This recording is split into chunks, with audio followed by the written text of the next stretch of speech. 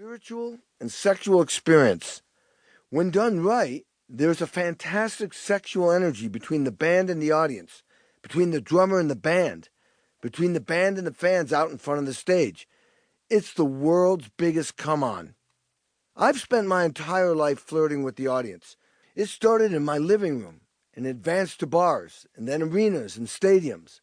And every night I created torrid relationships with the women in the audience, and probably everyone else too. Rock and roll does not discriminate.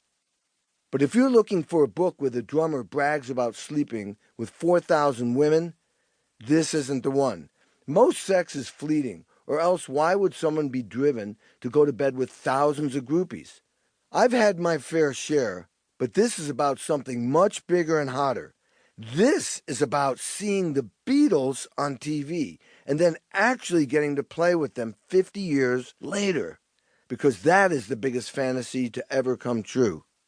Getting girls to dress up like nurses is easy when you're 25 and in a hot band. Staying relevant and keeping the show on the road, not so much. Getting called on the phone every day to do a session with the world's greatest artists is what does it for me.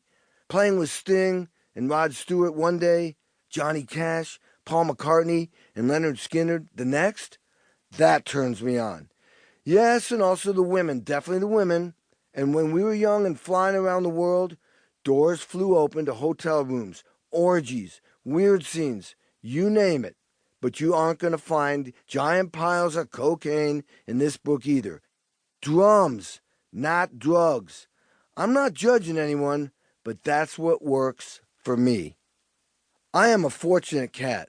From the first note to the last, in stadiums and arenas, for the last 3.5 decades, and still going strong, if I had a snare drum between my legs, you could guarantee it was going to be some kind of a great night. And after the show, I'd send thousands of people home, driven by the power of the beat, to fuck and fall in love. Sex, drums, and rock and roll is some serious, powerful shit. Kenny Aronoff, Los Angeles, California. 1. Hey, I want to be a Beatle. I was an insanely hyper kid. I had boundless energy from the time I woke up until I fell asleep at night. And I needed outlets that matched my endless energy. So I began running, hiking, playing football, baseball, basketball, skiing, soccer, hockey, lacrosse, climbing trees, swimming, riding bikes, whatever kids do when they live out in the country, until I finally realized what I really wanted to do was hit things with wooden sticks, which is one way of saying playing the drums in a rock and roll band. Once I sorted that out, there was no turning back. I mean, I can only imagine what sort of world we'd be living in if I hadn't started playing the drums. I think I would have created all sorts of trouble. When we were together, my twin brother, identical twins, which meant a double dose of all that energy, and I were like an atom bomb. Our parents encouraged us to play outside all the time, just so we wouldn't destroy their house, and maybe they could have some peace and quiet.